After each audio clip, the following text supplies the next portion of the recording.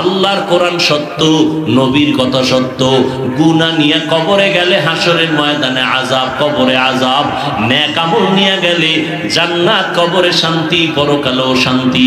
আপনার আমার নবী যার কোনো গুনাহ নাই, সেই নবীও আম্মা জান আয়েশার হুজরায় বসে গুনগুন গুনগুন করে কান্না করেন।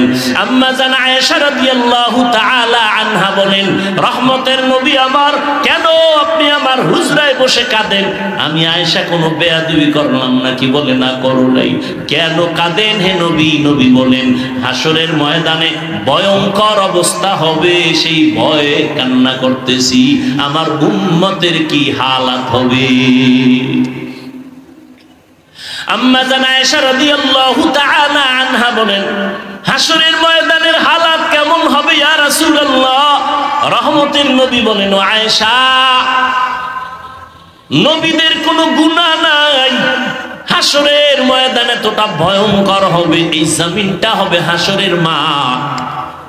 সূর্যের গরমে জমিনটা তামা হয়ে যাবে, অপরদিকে জাহান্নামের আগুনের গরম। আল্লাহ নিজে রাগান্বিত আওয়াজ দিবেন, লিমানিল মুলকুল ইয়াউম লিল্লাহিল ওয়াহিদিল কাহ্হার। নবী বলেন, ও আয়েশা, আল্লাহ পাকের কুদরতি রাগান্বিত আওয়াজে হাসরের ময়দানটা থরথর করে কেঁপে উঠবে। জমিনটা সূর্যের গরমে এত তাপ, মানুষগুলো দাঁড়াবে, নারী পুরুষ সব উলঙ্গ, কারো গায়ে কোনো পোশাক থাকবে না, নারীরাও উলঙ্গ, পুরুষেরাও উলঙ্গ দাঁড়াবে। সূর্যের গরমে জমিনে দাঁড়াতে পারবে না, এমন কঠিন হালাত। উম্মতেরা বেকারার হয়ে দৌড়াবে, আদম নবীর কাছে যাবে, নবী কাঁদবেন, বলবে, সরো, আমি আমার চিন্তা নিয়ে পাগল, আমার উপায় আজ হাসরের মাঠে আল্লাহর কাছে কি হবে। মুসা নবীর কাছে যাবে, তিনিও বলবেন, আমার উপায় কি হবে, আমি সুপারিশ করতে পারবো না। এইভাবে ইব্রাহিম নবী, ঈসা নবীর কাছে যাবে। আম্মা জান আয়েশা বলেন, নবী তারপরে কি হবে? মায়ার নবী বলেন, এই উম্মতেরা সর্বশেষ। যখন কোন নবীর কাছে গিয়ে একটা ঠাই পাবে না, ঘুরতে ঘুরতে আমার কাছে হাজির,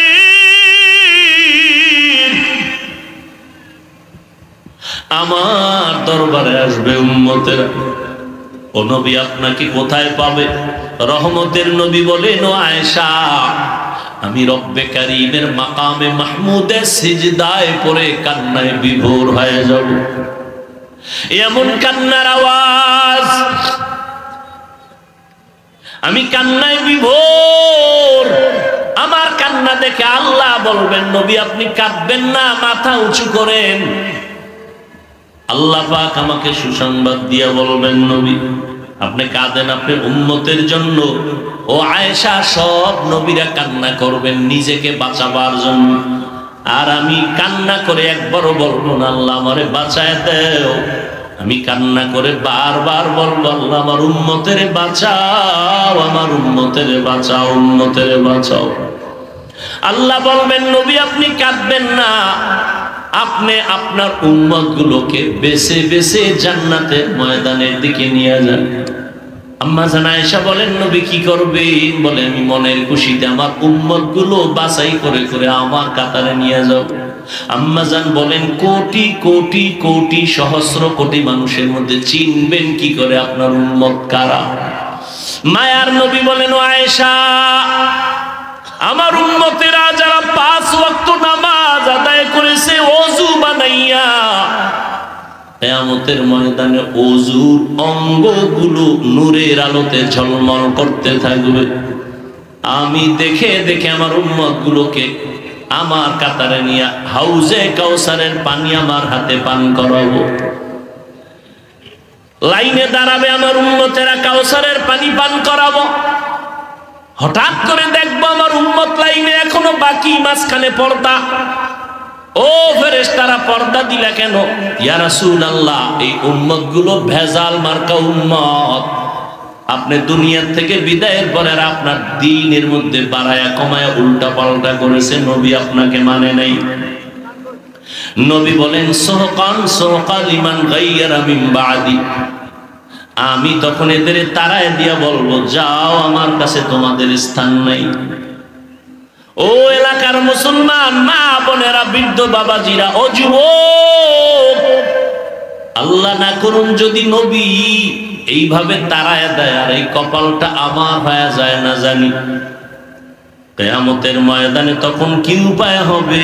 আল্লাহর অর্ডার হবে, এই নাফরমানের হাতে পায়ে শিকল লাগায় জাহান্নামে দাও। নবীজির কলিজার টুকরা সাহাবী ওমর ফারুক রাদিয়াল্লাহু তাআলা আনহু কান্না করেন আর বলেন, আমার আল্লাহ যদি ঘোষণা করেন সব মানুষ জাহান্নামে যাবে, একজন জান্নাতে যাবে, আমি আশাবাদী আমি ওমর হতে পারি। এই পরিমাণ আশা আমার অন্তরে আছে। পক্ষান্তরে যদি আল্লাহ ওয়াদা করেন, ঘোষণা করেন সব মানুষ জান্নাতে যাবে, একজন জাহান্নামে যাবে, আমি আল্লাহর আযাবের এতটাই ভয় করি যে ওই জাহান্নামী আমি হয়ে যাই নাকি। সাহাবায়ে কেরাম জান্নাতি হইয়াও জীবনভর কান্নার আওয়াজ। ও যুবক, আজকে তাকায় দেখো, আমি এই কথা একবারও কিন্তু তোমাকে বলি নাই আমগো মতো হুজুর হও, পাগড়ি লাগাও, একবারও কিন্তু বলি নাই। তুমি স্কুলে পড়ো, আল্লাহর শুকর করা বন্ধ করবা না। তুমি কলেজে পড়ো, চাকরি করো, ব্যবসা করো, বাধা নাই। তুমি ডাক্তার হও, ইঞ্জিনিয়ার হও, প্রফেসর হও, বাধা নাই। অনুরোধ, তবে মা বাবার সাথে বেয়াদবি করিয়া জীবন নষ্ট করবা না। তুমি আদর বলা ডাক্তার হইও, আদর্শমান একজন ইঞ্জিনিয়ার হও, কপাল খুলে যাবে। তোমার আচরণে যেন আলেম কষ্ট না পায়, মা বাপ কষ্ট না পায়, মুরব্বীরা কষ্ট না পায়। কারণ মা বাবা, মুরব্বী, ওলামায়ে কেরামের কলিজার বরদোয়া লাগলে তোমার জীবন মরার আগেই ধ্বংসের পথে চলে যাবে। অতএব তুমি আদো বলা ডাক্তার হইও, তোমার আচরণে যেন মায়ের কলিজা ঠান্ডা হয়। তোমার মতো যুবক এখনো তাকাইয়া দেখো ডানে বামে, স্কুলে পড়ে, কলেজে পড়ে, 5 বেলার নামাজ পড়ে, মিথ্যা বলবা না, সত্যটা স্বীকার করো, আছে না নাই? বালিশে মাথা লাগা একটু মনের প্রশ্ন করিও, তুমি কেন পারবা না? তোমার মতো যুবক রাস্তায় গাড়ি চালায়, ড্রাইভারি করে, নামাজ ছাড়ে না, তুমি কেন পারবা না রে বাবা? জীবনে চালাকি তো কম করলা না, জীবনে তো নামাজ কম ছাড়লা না, জীবনে তো আলেমদের বিরোধিতা কম করলা না, কিন্তু ফায়দা কি হইল তোমার? কি লাভ হইল তোমার? কই, তোমার তো কোনো লাভ হয় নাই, বরং তোমার মাও তোমার উপরে বেজার, তোমার বাবাও তোমার উপরে বেজার। কারণ ওই সন্তানটাই আলেমের বিরোধিতা করতে পারে যেই সন্তানটার উপরে মা বাবার বরদোয়া থাকে। ইয়াগুররান্নাকা তাকাল্লুবুল্লাযীনা কাফারু ফিল বিলাদ মাতাউন কলিলুন সুম্মা মাওয়াহুম জাহান্নাম ওয়া বিইসাল মিহাদ।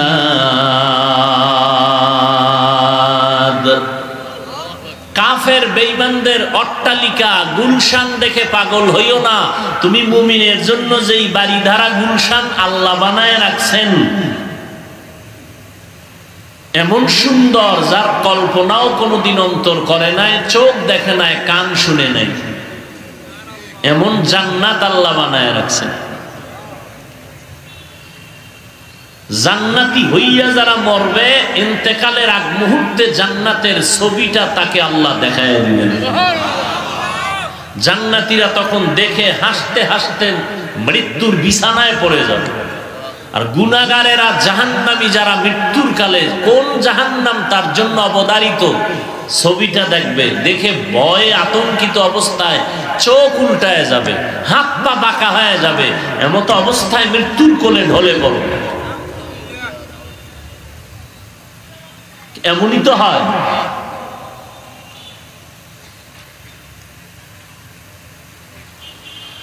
আল্লাহ তো আল্লাহ পাক রব্বুল আলামিন দুনিয়াতে মানুষ পাঠাবার ক্ষেত্রে প্রথম বললেন, আমি মানুষ ও জিনকে সৃষ্টি করি নাই। হ্যাঁ করেছি, করি নাই কথা বলে মানুষের ব্রেনকে পরিষ্কার করে দিলেন। তোমাদের সৃষ্টি করি নাই মানে কোনো উদ্দেশ্যেই তোমাদের সৃষ্টি করি নাই, একটা উদ্দেশ্যে তোমাদেরকে সৃষ্টি করেছি, সেটা হলো আমার ইবাদত। অর্থাৎ আমার ইবাদত ছাড়া আর কারো ইবাদত করা যাবে না। মানে ইবাদত কি? ইবাদত মানুষের জীবনের শুরু থেকে মৃত্যু পর্যন্ত যা করবে, যা বলবে, সব ইবাদত। সব। ঘুমাবেন ইবাদত, খানা খাবেন ইবাদত, খাবেন না তাও ইবাদত, বাজারে যাবেন ইবাদত, ডাক্তার হবেন ইবাদত। আমরা অনেকে মনে করি শুধু তাসবিহ টানা, নামাজ পড়া, রোজা রাখা এটা ইবাদত। ইবাদতের একটা অংশ নামাজ, ইবাদতের একটা অংশ রোজা। মানুষের পুরা জীবনটা ইবাদতের পর্দায় আটকানো। কান্না করবেন ইবাদত, হাসবেন তাও ইবাদত। নামাজ পড়েন এটা যেমন ইবাদত, নামাজ না পড়াটাও ইবাদত। রোজা রাখা যেমন ইবাদত, রোজা না রাখাটাও ইবাদত। ছিদ্রান্বেষণকারীরা এতটুকু বয়ান শুনে যদি চলে যায়, আর আগামীকালকে যদি ঘোষণা দেয় নামাজ পড়া ইবাদত, না পড়াটাও ইবাদত, যেমন আমি বলছি এই অংশটুকু কেটে দিয়ে দিবে, নামাজ না পড়াও ইবাদত, বাস এতটুকু দিয়ে দিবে। এরকম আমার প্রিয় কিছু বন্ধু আছে তো, থাকা ভালো। থাকা কি বলে তাবলীগের এত বাড়াইলো কে? আমি বললাম দুশ্মনের দুশ্মনিয়ে। কওমি মাদ্রাসা কমছে না বাড়ছে? সত্য কথা আমি কিন্তু শুরুতেই বলছি, মানেন আর না মানেন স্বীকার করবেন, কওমি মাদ্রাসা কমতেছে না বাড়তেছে? কারণ কি? দুশ্মনের দুশ্মনী এগুলোকে বাড়াচ্ছে। দুশ্মনের দুশ্মনী, যত দুশ্মনী করবে আরো বাড়বে। বাংলাদেশের প্রত্যেকটা ঘর হবে একসময় কওমি মাদ্রাসার একটা কারখানা, একটা গোডাউন। এর কারণ বান্দা চাইলে কিছুই হয় না, আল্লাহ চাইলে সব হয়। বান্দা চাইলে কিছুই হয় না, আল্লাহ চাইলে সব হয়।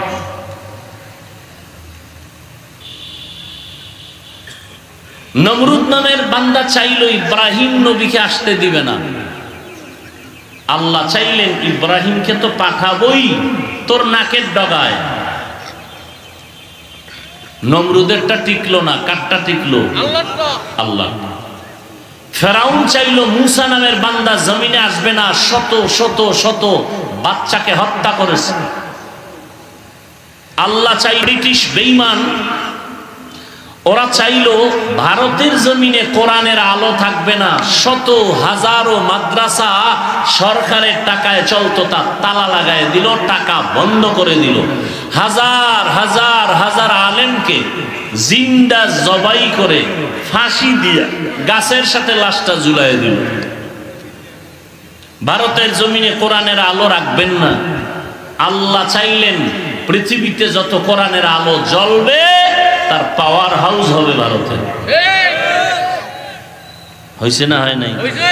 কি কি দেওবন্দ। আপনারা জানেন মিশরে একটি আরবি বিশ্ববিদ্যালয় আছে, জানেন? নাম বলেন, জামিয়া আল আজহার। এটা এমন একটা আরবি বিশ্ববিদ্যালয় যার দ্বিতীয় কোনো শাখা পৃথিবীতে নেই, কোন শাখা।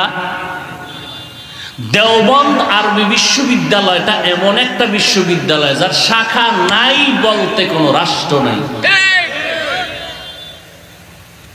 বর্তমান দুনিয়াতে ইসলামের লাইনে যত খেদমত চলে প্রত্যেকটা লাইনে দেওবন্দীদের সর্বোচ্চ অবদান। অস্বীকারী মুনাফিক।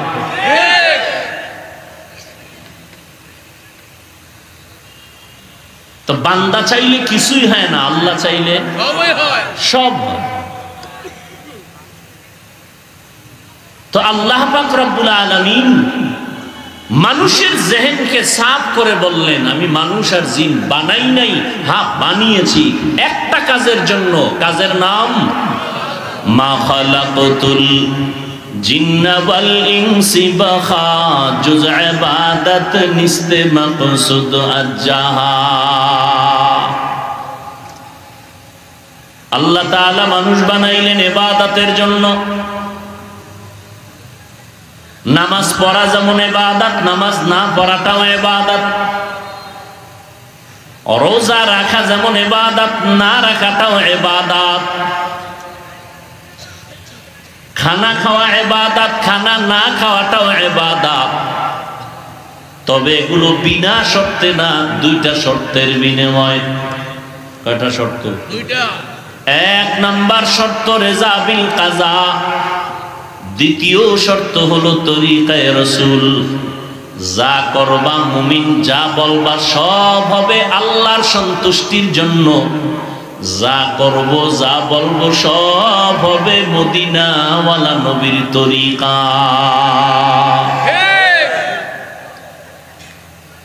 নবীজির তরিকায় নামাজ পড়বেন ইবাদত, নবীর তরিকা বাদ দিয়ে নামাজ পড়বেন ইবাদত হবে না। মাগরিবের 3 রাকাত ফরজ। কয় রাকাত? 3 রাকাত ফরজ। একজন আল্লাহর বান্দা চিন্তা করলো 3 রাকাত ফরজ না পড়ে আরো 2টা সিজদা আল্লাহকে বাড়ায় দিয়া বেজোর রেখে লাভ কি? জোর বানায় নামাজটা পড়ি। তাহলে 4 রাকাত হলে একটা জোর হবে, 2টা সিজদা আল্লাহ বেশি পাবে। নিছক আল্লাহর মহব্বতেই আর 1 রাকাত বাড়ায় বলল, দুনিয়ার জন্য না। বলুন তো সওয়াব হবে? কি হবে? নামাজ হবে। ওই 1 রাকাতও হবে না, বাকি 3 রাকাতও হবে না। আল্লাহ কয় চালাকি করলি কেন? দাঁড়াইয়া আবার কানে ধর, কানে ধরে আবার নতুন করে নামাজ পড়ো। কারণ সে তো 2টা সেজদা আল্লাহকে বেশি দিয়েছে, এরপর হয় না কেন? রসুলের তরিকায় নেই, রসুলের তরিকায় নাই। এজন্য যা করব যা বলবো সব রসুলের তরিকায়। রসুলের তরিকায় আপনি হাসি দিবেন সওয়াব ইবাদত, রসুলের তরিকায় কান্না করবেন ইবাদত, রসুলের তরিকায় খানা খাবেন ইবাদত, রসুলের তরিকায় রোজা রাইখা খানা না খাওয়া ইবাদত। রোজা রাখছি যেমন ইবাদত। একজনে 30টা রোজা রাইখা আবেগ বেড়ে গেছে, চিন্তা করে ঈদের দিনও রোজা রাখি, হবে? কেন? নবীজির তরিকায় নাই। হামসুরাতো হামসিরাতে মুস্তফা দর তামামি হালে উকুন ইত্তেবা ইত্তেবায়ে সুন্নতে খায়রুল বাশার গিরে লাজিম তাবয়াবি আই পেশা। এরে নবীর আশিক, ভালো করে শুনো। আল্লাহ মানুষ ইবাদতের জন্য দুনিয়ায় পাঠাইছেন, আর কোন কাজের জন্য আল্লাহ পাঠান নাই। জমিনে মানুষ তুমি যা করবা সব ইবাদত। বিবাহ করা ইবাদত, সন্তানাদি নেয়া ইবাদত। রহমতের নবী বলেন, তুমি নিজের হালাল কামাই রুজির একটা অংশ তোমার স্ত্রীর পেছনে যদি ব্যয় করো, কিয়ামতের ময়দানে এই অংশটার সওয়াব নেকের পাল্লায় উঠানো হবে। স্ত্রীকে যদি একটা লোকমা দাও, একটা কাপড় দাও, সাদকা হিসাবে সওয়াব। সন্তানের পেছনে যা ব্যয় করবা সব সাদকার সমান সওয়াব। আল্লাহ রাব্বুল আলামিন মানুষকে বেশি ভালোবেসেছেন, কারণ এই জমিনের মধ্যে আল্লাহ মানুষকে বড় মহব্বত করে বানাইছেন। ফেরেশতাকে আল্লাহ এত মহব্বত করেন না, মানুষকে যে মহব্বত করেন। আর এই মানুষের ভেতরে আল্লাহর কাছে আরো বেশি দামি, বেশি প্রিয় যাদের ভেতরে থাকবে আল্লাহর মহব্বত, আল্লাহর মহব্বত, রসুলের মহব্বত। আল্লাহ পাক রব্বুল আলামিন বলেন, ও গোলাম, ইবাদতের জন্য আমি দুনিয়াতে পাঠাইলাম। তার মানে এটা না যে ইবাদত করতে গেলে ব্যবসা করা যাবে না, ইবাদত করতে গিয়া চাকরি করা যাবে না, এটা ভুল কথা।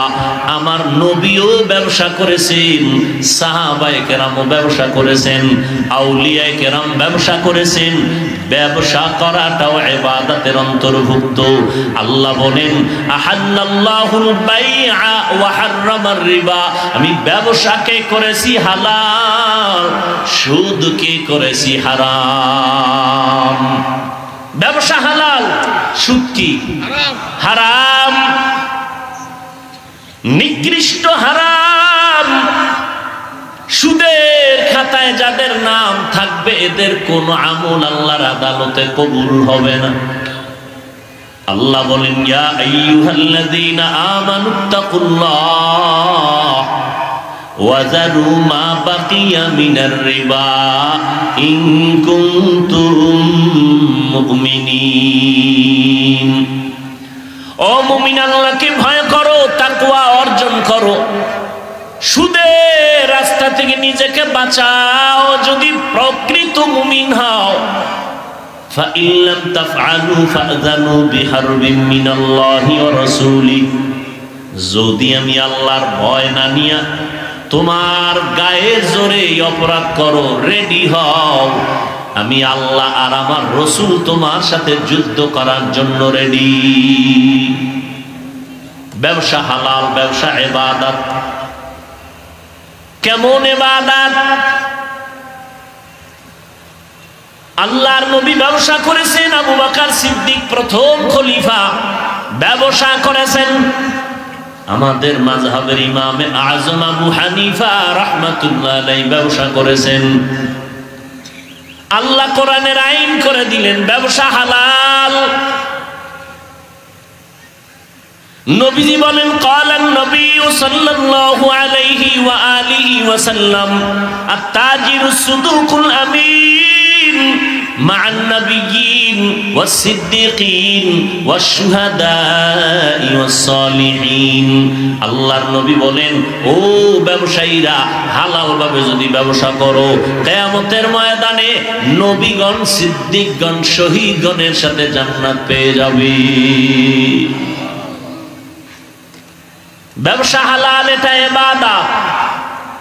কোন ব্যবসা? যেই ব্যবসা নবী করেছেন, সাহাবায়ে কেরাম করেছেন, তাদের ব্যবসার মধ্যে কোনো ধোঁকা নাই, কোনো মিথ্যা নাই, কোনো ধোঁকা নাই, কোনো মিথ্যা নাই।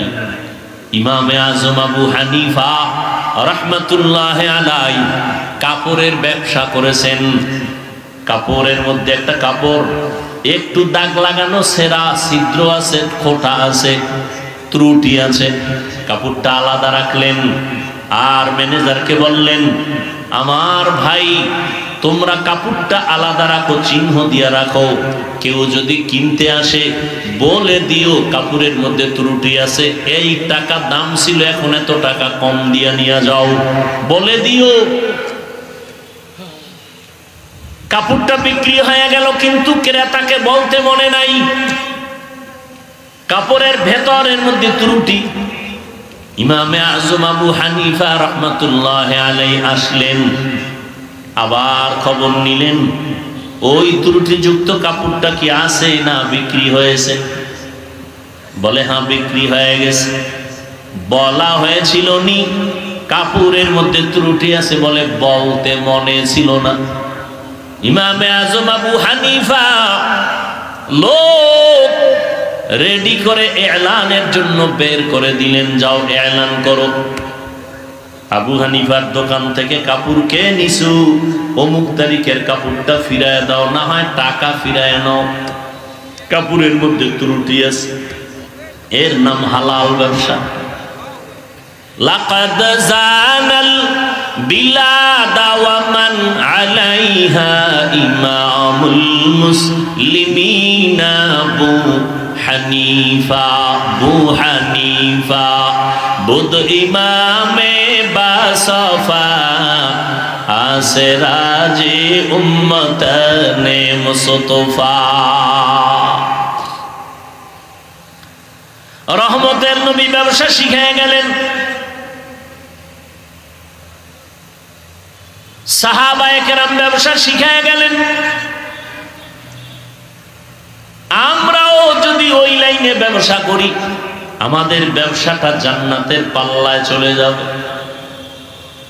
সাহাবায়ে কেরাম এই কাগজ লেখেন নাই, এই এলান করেন নাই, বিক্রি করা মাল ফেরত নেওয়া হয় না। বরং সাহাবায়ে কেরাম তথা নবীর আদর্শ, তুমি লিখে দাও বিক্রি করা মাল ফেরত নেওয়া হয়। এখন তুমি মনে করবা একটু লস হয়ে যাবে, একটা কাপড় বিক্রি করলাম রমজানে ঈদের বাজার, সে আইসা ফেরত দিল, আমার লস হয়ে গেল। নবী বলেন, তুমি তো মুমিন, তুমি তো বেঈমান না, তুমি তো আল্লাহ চিনো, রসুল চিনো, কোরআন জানো, হাদিস জানো, পরকাল বিশ্বাস করো, তোমার তো দুনিয়াটাই যথেষ্ট না, তোমার অনন্ত কাল শান্তির ঠিকানা জান্নাত পরকাল।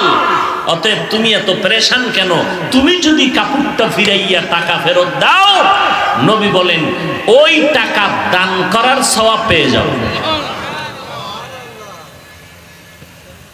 ওয়ামা খালাকুতুল জিন্না ওয়াল ইনসা ইল্লা লিয়াবুদুন। আল্লাহ মানুষ ও জিনকে ইবাদতের জন্য বানাইলেন। ঘুমাইবেন তাও ইবাদত, যদি নবীর তরিকায় হয়, নবীর তরিকায় ঘুম যাবেন তাও ইবাদত। নবী বলেন কোন মুমিন যদি এশার নামাজ পড়ে ঘুমিয়ে যায়, আবার ঘুম থেকে উঠে যদি আবার ফজরের নামাজ আদায় করে, নবী বলেন তুমি ঘুমাইয়া যেই সময়টা বিছানায় কাটাইছো, ওই সময়টাও নেকের পাল্লায় ওজন দেওয়া হবে। আতিনা ফি দারে দুনিয়া না হাসান, আতিনা ফি দারে উকবা না হাসান, ইয়া গিয়াসাল মুস্তাগীসিন ইহদিনা লফতিখারা বিল উলুমে ওয়াল গিনা। হর গোরি দে নে কো তু তৈয়ার হ্যায়, जो न मांगे उससे तू बेजार है। ঘুমটাও ইবাদত, বাথরুমে যাবেন তাও ইবাদত, সওয়াব হবে, গুনাহ হবে না। নবীর তরিকায় যাবেন, বাম পা দিয়া বাথরুমে ঢুকবেন, দোয়া পড়ে, দোয়া পারেন না শুধু বিসমিল্লাহ বলে ঢুকবেন। বাথরুম ভেতরের অংশটা একটা ফিতনার জায়গা, একটা মুসিবতের জায়গা। অদৃশ্য দুশমন ওই বাথরুমে বসে আছে। এজন্য নবী বলেন খালি মাথায় বাথরুমে যেও না, খালি পায়ে যেও না, খালি মাথায় বাথরুমে যাইও না, খালি পায়ে বাথরুমে যাও না। বাম পা দিয়ে ঢুকো, দোয়া পড়িয়া ঢুকবা। দোয়া যদি না পারো অন্তত বিসমিল্লাহ বলে ঢুকো। বাথরুমে গিয়ে যখন বসবা, হাঁটুর উপরে কাপড় উঠাবা না। কাফের মুশরিকরা কয় তুমগো নবী শ্রেষ্ঠ নবী না? কয় তুমগো নবী শ্রেষ্ঠ কেমনে? বাথরুম কেমনে করবে তাও হাতে নাতে শিখায়। এটা একটা কথা হইল?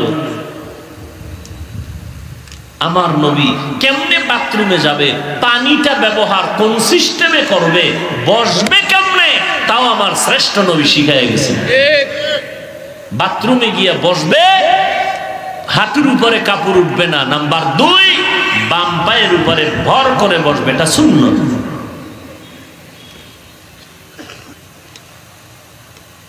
আমি চ্যালেঞ্জ দিয়ে গেলাম, নোয়াখালীর মুসলমান বাথরুমে অ্যাক্সিডেন্ট হয়, পড়ে যায়, হয় না? আল্লাহর কসম করে বলে গেলাম, রাসূলের সুন্নাত অনুযায়ী যদি বাথরুম ব্যবহার করো, ইনশাআল্লাহ ফেরেশতা এসে তোমার সাহায্য করবে। কয়জনে বাথরুমে গিয়ে আমরা টিস্যু ব্যবহার করি? খালি মাথায় যাই না, খালি পায়ে যাই না। কয়জন? বাথরুমের চাপ আসলে হুশ থাকে না, দৌড়, দরজা খোল তাড়াতাড়ি, আর ধাম করে গিয়ে পড়ে যায়। সুন্নতের চিন্তা নেই, কোন পা দিয়া ঢুকছি কোন পা দিয়া বের হয়েছি খবরই নেই। নবীর তরিকায় দুনিয়ার কাজ করবেন সওয়াব, আর নবীর তরিকা বাদ দিয়া নেকের কাজ করবেন, কাজটা নেক কাজ, কিন্তু নবীর তরিকায় করেন নাই, গুনাহ হবে, সওয়াব হবে না। দোকানদারি দুনিয়ার কাজ, নবীর তরিকায় করেন আখেরাতের কাজ হয়ে যাবে। নামাজ পড়া আখেরাতের কাজ, নবীর তরিকা বাদ দিয়ে করবেন কোনো কাজ হবে না, সওয়াব নাই, বাতিল। একটু আগে মাগরিবের নামাজের উদাহরণ দিলাম, রোজার উদাহরণ দিলাম। সিজদা করা একটা বড় ইবাদতের অংশ। মানুষের জীবনের সব থেকে আল্লাহর কাছে বিনয়ী হওয়ার একমাত্র নমুনা সিজদা। আল্লাহ এত খুশি হন, আস-সাজিদু ইয়াসজুদু আলা কাদামির রহমান। বান্দা যখন সিজদা দেয় কপাল ঠেকায়া মাটিতে, রাসূল বলেন রহমানের কদম মোবারকে সিজদা দেয়। কিন্তু সেই দামি সিজদা যদি কেউ গাছে দেয়, বট গাছে, কবরওয়ালারে, কি সওয়াব হবে? কেন? নবীর তরিকায়। আরে আল্লাহ ছাড়া আর কেউ যদি সেজদা পায় সম্মানের কারণে, আমার রসুলকে আগে দাও।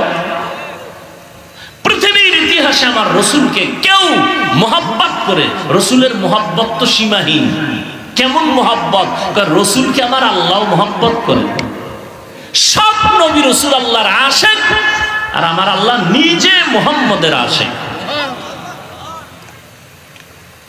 নবীর জন্য আসমান আশেক, জমিন আশেক, নদীর মাছ, গাছ, সমস্ত প্রাণীরা নবীর আশেক। সেই নবীকে কোনদিন কোন আশেক প্রাণী একটা সিজদা দেয়নি। নবীর ইন্তেকালের পরে পৃথিবীতে যত মাজার শরীফ আছে, আমার রসুলের মাজার থেকে দামি মাজার আছে? আর বলেন তো, রসুলের ইন্তেকালের পরে ১৫০০ বছর পর্যন্ত একটা সেজদা রসুলের রওজায় গিয়ে কেউ দিছে প্রমাণ? তাহলে আমার রসুল দামি, শ্রেষ্ঠ, যার কোনো তুলনা নাই।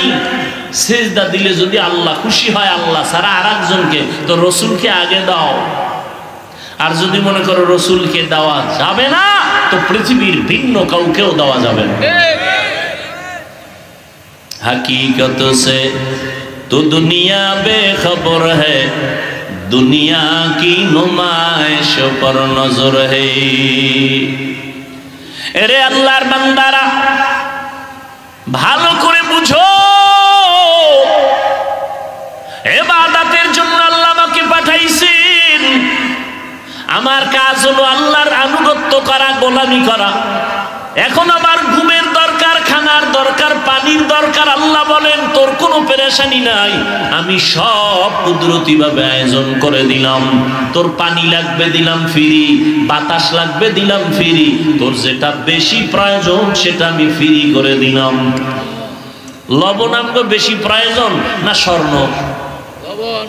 কথা কেন? এই জন্য লবণের দাম কম না স্বর্ণের থেকে বেশি? কম না?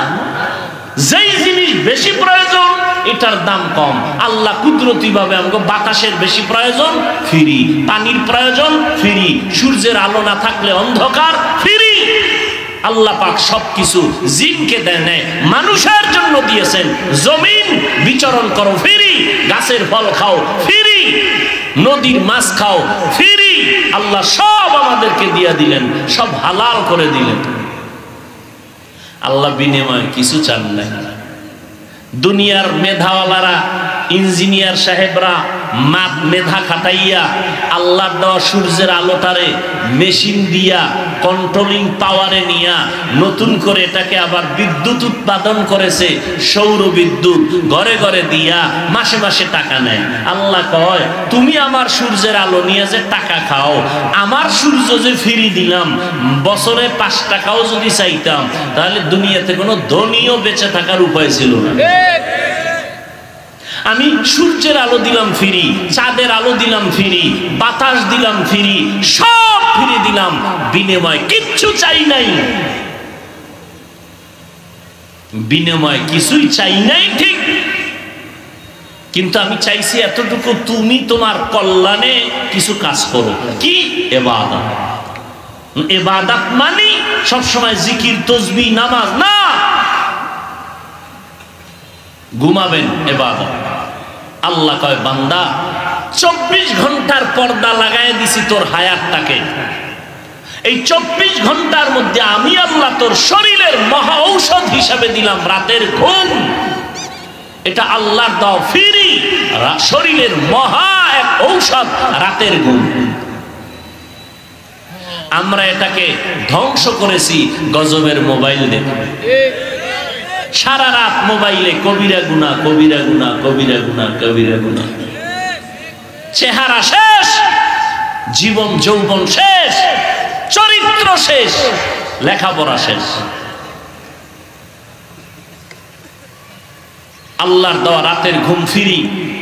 আল্লাহ বলেন, বান্দা 24 ঘন্টার 22 ঘন্টা তোমাকে দিলাম, তুমি তোমার ব্যক্তি কাজে লাগাও, দোকানদারি, ব্যবসা, চাকরি, লেখাপড়া। 22 ঘন্টা তুমি এটা তোমার ব্যক্তি কাজে লাগাও। 24 ঘন্টার 22 ঘন্টা তোমার ব্যক্তি পরিবারে দাও। থাকে কয় ঘন্টা বলেন? মাত্র 2টা ঘন্টা তুমি তোমার কল্যাণে আমার জন্য ব্যয় করো। 24টা ঘন্টার ভেতরে 22 ঘন্টা তোমার ব্যক্তি পরিবারে ব্যবহার করো, ব্যবসা, দোকানদারি, চাকুরি, লেখাপড়া। বাকি থাকলো 2টা ঘন্টা, এটা তোমার কল্যাণে আমি আল্লাহর জন্য ব্যয় করো। তাও একত্রে পারবা না, তোমার সময় হাতে নাই, একত্রে 2 ঘন্টা দিতে পারবা না। আমি আল্লাহ কত দয়া তোমারে করেছি। আমি আল্লাহ পাক এই 2 ঘন্টা সময় আলাদা ভাগ ভাগ করে দিলাম, যাতে তোমার কাজের ক্ষতি না হয়। বলে কেমনে? কয় ফজরের 4 রাকাত নামাজে 20টা মিনিট সময় ব্যয় করো। ঘুম থেকে উঠিয়া ফজরের নামাজে 20টা মিনিট ব্যয় করো, আবার ঘুমাও। এরপরে তুমি দোকানে যাও, চাকরিতে যাও, ব্যবসায় যাও। আবার জোহরের সময় তোমার পেটে ক্ষুধা লাগছে, বাসায় আসো। আইসা আবার তুমি তোমার ফ্রি হইয়া গোসল করে জোহরের 10টা রাকাত নামাজে আর আবার 20 মিনিট সময় ব্যয় করো। এরপরে খানা খাইয়া রেস্ট নিয়ে আবার দোকানে যাও। আবার আসরের সময় একটু ক্ষুধা লাগতে পারে, হালকা নাস্তা করো, আবার 4 রাকাত নামাজে 20 মিনিট সময় দাও। আবার তুমি দোকানদারি করো, চাকরিতে যাও। মাগরিবের 5 রাকাত সময় 20 মিনিটটা ব্যয় করিও। আবার তুমি তোমার কাজে যাও। এশার নামাজের সময় আবার 9 রাকাত নামাজ পড়ে 20টা মিনিট সময় দিও। তোমার চাকরির যেন ঝামেলা না হয়, আমার আইন মানতে গিয়া তোমার যেন চাকরির সমস্যা না হয়। ফাঁকে ফাঁকে ফাঁকে ফাঁকে সময় দিয়ে দিও। 5 বেলার নামাজ, ফজরে 20 মিনিট, জোহরে 20 মিনিট, আসরে 20 মিনিট, মাগরিবে 20 মিনিট, এশার নামাজে 20 মিনিট দাও। দিয়ে এরপরে নামাজ পড়ে তুমি বাসায় গিয়া স্ত্রী পরিবারের হক আদায় করে ঘুমাও। ও আল্লাহর বান্দা, আমার দেওয়া ফ্রি বাতাস ভোগ করলা, পানি ভোগ করো ফ্রি। আমার দেওয়া সূর্যের আলো ভোগ করলা ফ্রি। আমার দেওয়া চাঁদের আলো ভোগ করতেছো ফ্রি। আমি বিনিময়ে কিচ্ছু চাই নাই। আমি বলি নাই আমার ঘরে আইসা গামছা কোমরে বাইদা ইবাদত করো, পরিবারে যাইবা না। আমি আল্লাহ এমন আইন করি নাই। আমার এত নিয়ামত খাইয়াও মাত্র 2টা ঘন্টা সময় আমার ইবাদতে তোমার কল্যাণে ব্যয় করতে পারবা না। আমি আল্লাহ তোমাকে ছাড় দিব না, রেডি হইয়া যাও। আমি আল্লাহ পাক করায় গন্ডায় তোমার এই নিয়ামতের হিসাব নিব। সুম্মা লাতুসআলুন্না ইয়াওমাইযিন আনিন নাঈম। আমি আল্লাহ কিয়ামতের ময়দানে আমার নিয়ামতের হিসাব চাইব। আমার দাও পানি ফ্রি ব্যবহার করেছো, আমার আইন মানছো কিনা বলো, আমার দাও ফিরি সূর্যের আলো ভোগ করেছো, আমার হুকুম মানছো কিনা বলো। সব নিয়ামতের আমি হিসাব নিব সেদিন, পালানোর কোনো রাস্তা নেই। ও যুবক, কয়দিন আর দুনিয়াতে বাহাদুরি করবা? এমন একটা দিন নাই যুবকের লাশের খবর নেই। কয়দিন আর বাঁচবা দুনিয়ায়? গাড়ির নিচে যুবকের লাশ, পানির নিচে যুবকের লাশ, ঘুমের বিছানায় যুবকের লাশ। ও যুবক, আল্লাহর কোরআন সত্য, নবীর কথা সত্য। কেমন সত্যবাদী নবী আমার, দেশে ভুলেও কোনোদিন একটা মিথ্যা কথা বলেন নাই। ওই নবীর কথা মিথ্যা মনে করিও না রে বাবা। আজকে আমি তোমার পায়ে ধরে ধরে বুঝাইতেছি রে যুবক, এত কষ্ট করি, এত বুঝাই, তাবলীগওয়ালারা, পীর সাহেবরা, ওলামায়ে কেরাম, জুমার খতিবরা এত বয়ান করেন, বিনয়ের সাথে পাও ধরে বয়ান করে, এত বুঝাই। কারণটা কি রে বাবা? আজকে আমিও তো তোমার মতো প্যান্ট শার্ট টাই লাগায় দাড়ি কাইটা যদি রাস্তায় চলতাম, কেউ আমারে বাধা দিত না, আমি স্বাধীনভাবে চলতে পারতাম। কিন্তু না, এই গরমের ভিতরে টুপিটাও ফালাই নাই, দাড়িটাও কামাই নাই, লম্বা জামাটাও ফালাই নাই। যত কষ্ট হোক নামাজ বাদ দেই না রে বাবা, পর্দা রক্ষা করে চলার চেষ্টা করি, আপনাদের পায়ে ধরে ধরে বুঝাবার চেষ্টা করি। এর একমাত্র কারণ আল্লাহর কোরআন সত্য, নবীর কথা সত্য। গুনাহ নিয়ে কবরে গেলে হাসরের ময়দানে আযাব, কবরে আযাব। নেক আমল নিয়ে গেলে জান্নাত, কবরে শান্তি, পরকালেও শান্তি। আপনার আমার নবী, যার কোনো গুনাহ নাই, সেই নবীও আম্মা জান আয়েশার হুজরায় বসে গুনগুন গুনগুন করে কান্না করেন। আম্মা জান আয়েশা রাদিয়াল্লাহু তাআলা আনহা বলেন, রহমতের নবী আমার, কেন আপনি আমার হুজরায় বসে কাঁদেন? আমি আয়েশা কোনো বেয়াদবি করলাম নাকি? বলে না, করো নাই। কেন কাঁদেন হে নবী? নবী বলেন, হাসরের ময়দানে ভয়ঙ্কর অবস্থা হবে, সেই ভয়ে কান্না করতেছি, আমার উম্মতের কি হালাত হবে। আম্মা জান আয়েশা রাদিয়াল্লাহু তাআলা আনহা বলেন, হাসরের ময়দানের হালাত কেমন হবে ইয়া রাসূলুল্লাহ? রহমতের নবী বলেন, ও আয়েশা, নবীদের কোনো গুনাহ নাই, হাসরের ময়দানে তোটা ভয়ঙ্কর হবে। এই জমিনটা হবে হাসরের মাঠ, সূর্যের গরমে জমিনটা তামা হয়ে যাবে। অপরদিকে জাহান্নামের আগুনের গরম, আল্লাহ নিজের রাগান্বিত আওয়াজ দিবেন, লিমানিল মুলকুল ইয়াউম লিল্লাহিল ওয়াহিদিল কাহ্হার। নবী বলেন, ও আয়েশা, আল্লাহ পাকের কুদরতি রাগান্বিত আওয়াজে হাসরের ময়দানটা থরথর করে কেঁপে উঠবে। জমিনটা সূর্যের গরমে এত তাপ, মানুষগুলো দাঁড়াবে, নারী পুরুষ সব উলঙ্গ, কারো গায়ে কোনো পোশাক থাকবে না, নারীরাও উলঙ্গ, পুরুষেরাও উলঙ্গ দাঁড়াবে। সূর্যের গরমে জমিনে দাঁড়াতে পারবে না, এমন কঠিন হালাত, উম্মতেরা বেকারার হয়ে দৌড়াবে। আদম নবীর কাছে যাবে, নবী কাঁদবেন, বলবে, সরো, আমি আমার চিন্তা নিয়ে পাগল, আমার উপায় আজ হাসরের মাঠে আল্লাহর কাছে কি হবে। মুসা নবীর কাছে যাবে, তিনিও বলবেন, আমার উপায় কি হবে, আমি সুপারিশ করতে পারবো না। এইভাবে ইব্রাহিম নবী, ঈসা নবীর কাছে যাবে। আম্মা জান আয়েশা বলেন, নবী, তারপরে কি হবে? মায়ার নবী বলেন, এই উম্মতেরা সর্বশেষ। যখন কোন নবীর কাছে গিয়ে একটা ঠাই পাবে না, ঘুরতে ঘুরতে আমার কাছে হাজির,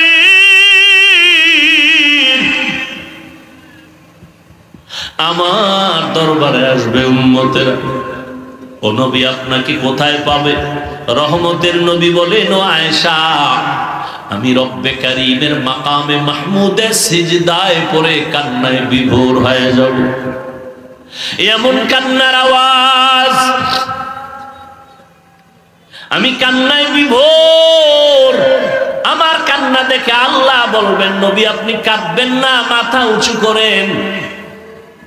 আল্লাহ পাক আমাকে সুসংবাদ দিয়া বলবেন, নবী আপনি কাঁদেন আপনার উম্মতের জন্য, ও আয়েশা, সব নবীরা কান্না করবেন নিজেকে বাঁচাবার জন্য, আর আমি কান্না করে একবারও বলবো না আল্লাহ আমারে বাঁচায় দেও। আমি কান্না করে বারবার বলবো আল্লাহ আমার উম্মতের বাঁচাও, আমার উম্মতের বাঁচাও, উম্মতের বাঁচাও।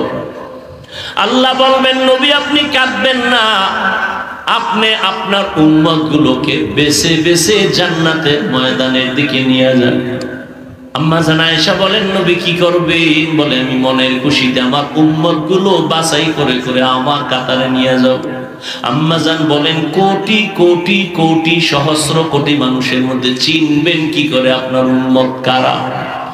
মায়ার নবী বলেন ও আয়েশা, আমার উম্মতেরা যারা 5 ওয়াক্ত নামাজ আদায় করেছে ওযু বানাইয়া, কিয়ামতের ময়দানে ওযুর অঙ্গগুলো নূরের আলোতে ঝলমল করতে থাকবে।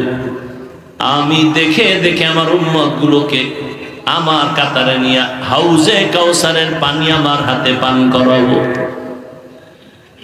লাইনে দাঁড়াবে আমার উম্মতেরা, কাউসারের পানি পান করাবো। হঠাৎ করে দেখবো আমার উম্মত লাইনে এখনো বাকি, মাঝখানে পর্দা। ও ফেরেশতারা পর্দা দিলা কেন? ইয়া রাসূলুল্লাহ, এই উম্মত গুলো ভেজাল মার্কা উম্মত। আপনি দুনিয়া থেকে বিদায়ের পরে আর আপনার দ্বীনের মধ্যে বাড়ায়া কমায়া উল্টা পাল্টা করেছে, নবী আপনাকে মানে নাই। নবী বলেন সুহকান সুহকা লিমান গায়্যারা মিন বাদি। আমি তখন এদের তাড়ায় দিয়া বলবো যাও, আমার কাছে তোমাদের স্থান নাই। ও এলাকার মুসলমান মা বোনেরা, বৃদ্ধ বাবাজিরা, ও যুবক, আল্লাহ না করুন যদি নবী এইভাবে তাড়ায় দেয় আর এই কপালটা আমার হয়ে যায় না জানি, কিয়ামতের ময়দানে তখন কি উপায় হবে? আল্লাহর অর্ডার হবে এই নাফরমানের হাতে পায়ে শিকল লাগায় জাহান্নামে দাও। নবীজির কলিজার টুকরা সাহাবী ওমর ফারুক রাদিয়াল্লাহু তাআলা আনহু কান্না করেন আর বলেন আমার আল্লাহ যদি ঘোষণা করেন সব মানুষ জাহান্নামে যাবে, একজন জান্নাতে যাবে, আমি আশাবাদী আমি ওমর হতে পারি। এই পরিমাণ আশা আমার অন্তরে আছে। পক্ষান্তরে যদি আল্লাহ ওয়াদা করেন, ঘোষণা করেন সব মানুষ জান্নাতে যাবে, একজন জাহান্নামে যাবে, আমি আল্লাহর আযাবের এতটাই ভয় করি যে ওই জাহান্নামী আমি হয়ে যাই নাকি। সাহাবায়ে কেরাম জান্নাতি হইয়াও জীবন ভর কান্নার আওয়াজ। ও যুবক, আজকে তাকায় দেখো, আমি এই কথা একবারও কিন্তু তোমাকে বলি নাই আমগো মতো হুজুর হও, পাগড়ি লাগাও, একবারও কিন্তু বলি নাই। তুমি স্কুলে পড়ো, আল্লাহর শুকর করা বন্ধ করবা না। তুমি কলেজে পড়ো, পড়ো, চাকরি করো, ব্যবসা করো, বাধা নাই। তুমি ডাক্তার হও, ইঞ্জিনিয়ার হও, প্রফেসর হও, বাধা নাই। অনুরোধ, তবে মা বাবার সাথে বেয়াদবি করিয়া জীবন নষ্ট করবা না। তুমি আতো বলা ডাক্তার হইও, আদর্শমান একজন ইঞ্জিনিয়ার হও, কপাল খুলে যাবে। তোমার আচরণে যেন আলেম কষ্ট না পায়, মা বাপ কষ্ট না পায়, মুরব্বীরা কষ্ট না পায়। কারণ মা বাবা, মুরব্বী, ওলামায়ে কেরামের কলিজার বরদোয়া লাগলে তোমার জীবন মরার আগেই ধ্বংসের পথে চলে যাবে। অতএব তুমি আদো বলা ডাক্তার হইও, তোমার আচরণে যেন মায়ের কলিজা ঠান্ডা হয়। তোমার মতো যুবক এখনো তাকাইয়া দেখো ডানে বামে, স্কুলে পড়ে, কলেজে পড়ে, 5 বেলার নামাজ পড়ে, মিথ্যা বলবা না, সত্যটা স্বীকার করো, আছে না নাই? বালিশে মাথা লাগায় একটু মনের প্রশ্ন করিও, তুমি কেন পারবা না? তোমার মতো যুবক রাস্তায় গাড়ি চালায়, ড্রাইভারি করে, নামাজ ছাড়ে না, তুমি কেন পারবা না রে বাবা? জীবনে চালাকি তো কম করলা না, জীবনে তো নামাজ কম ছাড়লা না, জীবনে তো আলেমদের বিরোধিতা কম করলা না, কিন্তু ফায়দা কি হইল তোমার? কি লাভ হইল তোমার? কই, তোমার তো কোনো লাভ হয় নাই, বরং তোমার মাও তোমার উপরে বেজার, তোমার বাবাও তোমার উপরে বেজার।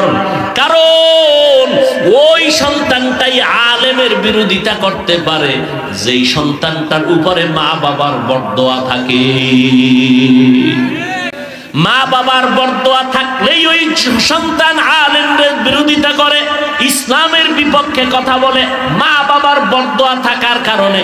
আর মা বাবা যেই সন্তানটারে কলিজা দিয়া দোয়া করবে, ওই সন্তান ভিন্ন কারো সাথে চূড়ান্ত পর্যায়ের বেয়াদবি করতে পারবে না। আল্লাহ হেফাজতের ব্যবস্থা করবেন। কারণ হাদিসে স্পষ্ট নবী বলেন, যেই সন্তানের উপরে মা বাবা খুশি, আমি আল্লাহও খুশি। ও যুবক, তোমার মতো যুবক তাকায় দেখো, কৃষি কাজ করে, নামাজ ছাড়ে না। তোমার মতো যুবক র্যাব, আর্মি, পুলিশ, বিডিআরের চাকরি করে, নামাজ ছাড়ে না। বলো তুমি কেন পারবা না? আমরা যারা নামাজ পড়ি, রোজা রাখি, দাড়ি রাখলাম, কই? সমস্ত বিধর্মীরা আমাদের দুশ্মনী করে। এমনকি কিছু নামদারি মুসলমানেরাও আমাদের পিছনে লেগে আছে, বিরোধিতা করে। আলহামদুলিল্লাহ, এরপরেও তো আমগো সম্মান কমে নাই, কমছে। করোনার ভেতরে স্কুল বন্ধ, কলেজ বন্ধ, ট্রেন বন্ধ, ফ্যাক্টরি বন্ধ, দোকান বন্ধ, সব দুনিয়া স্তব্ধ হয়ে গেল।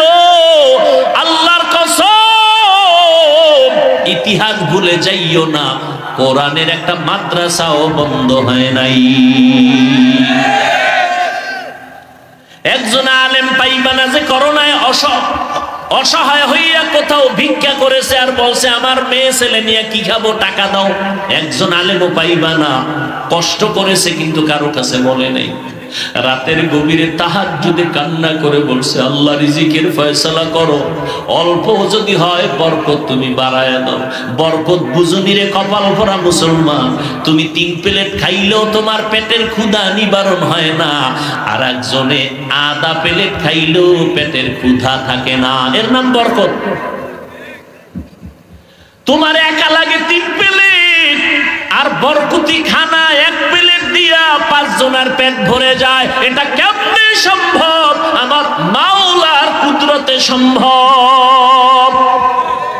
তুমি দেখো না, ইফতারির বাকি আছে আধা ঘন্টা, সামনে ইফতারি রেডি, 10 জনের আইটেম, শরবত, পানি, 10 জনের ইফতারি, 10টা লোক দাঁড়ানো, কিন্তু মনে মনে এমন পিপাসা লাগছে, ক্ষুধা এমন, মন গেছে খারাপ হইয়া 10 জনের যা দিছে তো আমার একা লাগবে। মনে মনে কয় 2-1টা এখানে চলে যেত, তাহলে 2 প্লেট বেশি হইতাম। কিন্তু আমার মালিকের বরকত দেখো, শরবতের গ্লাসটা টান দিয়া বিসমিল্লাহ বলে যখন শরবত পান করলো, নিজের প্লেটের ইফতারিও খাওয়ার ক্ষুধা থাকে না। কাদের কুদরত দারি বার কামাল, আনতা রব্বি আনতা হাসবি জুল জালাল। ওরে সারা দুনিয়ার মানুষ যদি আমাকে গালি দেয়, কোনো দুঃখ নাই, আমার আল্লাহ যদি আমাকে ভালোবাসেন। ও যুবক, নবীর পেছনে দুশমন, সাহাবায়ে কেরামের পেছনে দুশমন, আল্লাহর খাস বান্দাদের পেছনে দুশমন। ও যুবক বাবারা, পায়ে ধরে ধরে বলে গেলাম, তুমি যতই কিছু বলো না কেন, ভাবো না কেন, চালাকি করো না কেন, আজকে তুমি কার পাল্লায় বইরা আলেমের পিছনে লাগছো, জানুনি তোমার সাথে মরণকালে কেউ যাবে না। তোমার জামাটা বেলেট দিয়া আপনজনেরা কেটে কেটে রেখে দিয়া 3টা সাদা কাপড়ের প্যাকেট বানায় বিদায় দিবে। এমন একটা জায়গায় কবরে রাখবে, কেউ দিনের বেলাও সেখানে যায় না, ভয়। অতএব তুমি কার পাল্লায় পড়ি আমার মাওলারে ভুলছো? কার পাল্লায় পড়িয়া তুমি নবীর সুন্নতের জবাই করতেছো রে বাবা? তুমি জানো নি, তুমি যদি তার সাথে আঘাত লাগায় দাও, মোবাইলের নাম্বার ডিলিট করবে, পারলে তোমার কল্লাটারে দেহ থেকে ডিলিট করে দিবে। কেউ দুনিয়াতে আপন না রে বাবা। যতটুকু এই জমিনে তোমাদের আপন থাকে, আল্লাহর কসম খেয়ে বলে গেলাম, একমাত্র আহলে হক উলামায়ে কেরাম উম্মতের আপন। এছাড়া আর কেউ বিনা স্বার্থে তোমার সহযোগিতা করবে না। দেখো না করোনায় করোনায় বাবায় মরিয়া গেছে, ছেলেরা লোক দিয়া টাকা দিয়া লাশটারে রাস্তায় ফালায় রাখছে, দরজা লাগায় দিছে, লক করে দিছে। বাবার লাশটা কুত্তায় খাইলো না, জানাজা পড়লো, আর একবারও জানালা দিয়ে তাকায় নেই। কিন্তু এই লাশগুলো দেখছো নি, শত শত করোনার লাশ আমার দেশের টুপিওয়ালারা আলেমরা কাঁধে নিয়ে গোসল করাইছে, কাফন পরাইছে, দাফন করাইছে। শত শত লাশ, একজন আলেমও করোনায় মরে নাই। ও যুবক, এতক্ষণ যে বয়ান করলাম একবারও কিন্তু বলি নাই আমার মতো পাঁচ কল্লি লাগাও, না হয় জাহান্নামে যাইবা, তাবলীগ না করলে জাহান্নামে যাইবা, কওমি মাদ্রাসায় না পড়লে জাহান্নামে যাইবা, একবারও বলি নাই রে বাবা। বরং আমি তোমাকে আশ্বাস দিয়ে গেলাম, কলিজা দিয়ে দোয়া করে গেলাম, স্কুলে পড়ো পড়ো, কলেজে আসো থাকো, ভার্সিটিতে আসো থাকো, ডাক্তার হও, দোয়া করে গেলাম আল্লাহ তোমাকে ডাক্তার বানাক, ইঞ্জিনিয়ার হইও, তুমি একজন প্রফেসর হও, তবে আমার দাবি একটা, বেয়াদব হইবা না। তোমার ব্যবহারে যেন কোনোদিন মা বাপ কষ্ট না পায়, আলেম কষ্ট না পায়। ও যুবক, তুমি মনে করো আমি তোমার দুশ্মন, আসো কাছে আসো, 2 দিন ঘুরো, দেখবা তুমি আমার মতো বন্ধু আর কাউকে পাবা না। ও আল্লাহর বান্দারা, তোমার সাথে আমার তো কোনো দুশ্মনী নাই, তুমি আমারটা খাও না, আমি তোমারটাও খাইয়া পড়া চলি না। আল্লাহর মোহাব্বত নিয়ে ভালোবাসি, মোহাব্বত করি। ও আল্লাহর বান্দার পরেও যদি তোমার অন্তরে কিছু থাকে, আমার সামনে এসে বলো। পেছনে পেছনে কেন চিৎকার দাও, পেছনে পেছনে কেন লেখালেখি করো? এই লেখার দ্বারা তোমার গুনার পাল্লা ভারী হয়, কিন্তু তাবলীগের ক্ষতি হয় না, কওমিওয়ালাদের ক্ষতি হয় না, আলেমদের ক্ষতি হয় না। আল্লাহ হেফাজতের মালিক। ইখলাস নিয়ে যারা চলবে, আল্লাহ তাদের জীবনটাকে ধন্য করে দিবেন। ও আল্লাহর বান্দারা, অতএব আল্লাহর জন্য 2টা ঘন্টা সময় আজকে বের করবা। আল্লাহ ব্যবসা নিষেধ করে নাই, চাকরি নিষেধ করে নাই, 2 ঘন্টা সময় আল্লাহর জন্য নিজের কল্যাণে দাও। তাও একসাথে দেওয়া লাগবে না। ফজরে 4 রাকাত 20 মিনিট, জোহরে 10 রাকাতে 20 মিনিট, মাগরিবের 5 রাকাতে 20 মিনিট, আসরের 4 রাকাতে 20 মিনিট, এশার 9 রাকাতে 20 মিনিট দাও আল্লাহর কাছে। আল্লাহ কয়, বান্দা আমি তওবার দরজা খুলে রাখলাম, জীবন ভর যদি গুনাহ করো আর একবার বলো আল্লাহ বুঝতে পারি না, মাফ করে দাও, আল্লাহ বলেন তোর জীবনের সব গুনাহ 1 সেকেন্ডে মাফ করে দিব।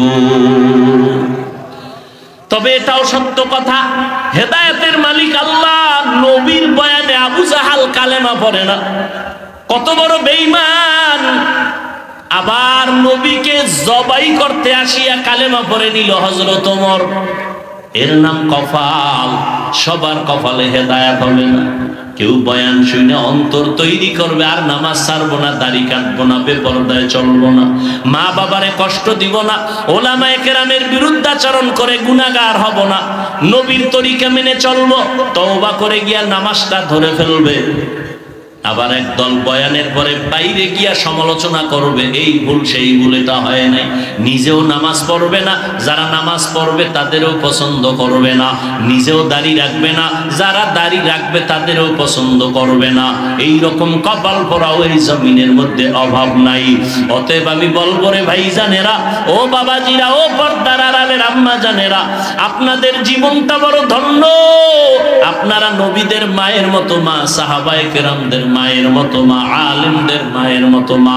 আজকে স্টেজে প্রায় 25টা সন্তান কোরআনের হাফেজ, এদের মাথায় পাগড়ি দেওয়া হলো। এদের মা বাবার কলিজা কত ধন্য, এদের মা বাবা জীবনটা কত ধন্য হয়ে গেল। এই সন্তানগুলো হাফেজে কোরআন হয়ে গেল, মা বাবাও ধন্য হয়ে গেল।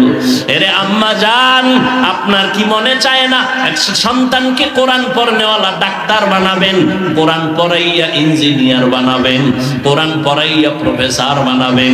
আপনার সন্তান আপনার আদর্শ নিয়া ডাক্তারি করবে, মা বাবার জন্য কলিজা ভরে দোয়া করবে, কোরআন পড়বে। এমন একটা সন্তান যদি বানাইতে পারেন, জীবন ধন্য, দুনিয়াও ধন্য, আখিরাতও ধন্য। ও মা, এখন থেকে তওবা করে নেন, নিজেও নামাজ পড়বেন, সন্তানকেও নামাজি বানাবেন, নিজেও কোরআন পড়বেন, সন্তানকেও কোরআন পড়নেওয়ালা বানাবেন। ওলামায়ে কেরামের দোয়া নেওয়াইতে থাকবেন, কপাল খুলে যাবে রে মা। স্বামীর মাল হেফাজত করবেন, সন্তানগুলোকে আমানতের সাথে আদর্শওয়ালা বানাবেন। এখন থেকে তওবা করেন। বৃদ্ধ বাবাজিরা আপনারাও তওবা করেন, যুবক বাবারাও তওবা করে নাও। জীবনে নামাজ ছাড়বা না, বেপরদায় চলবা না, মা বাবারে কষ্ট দিবা না।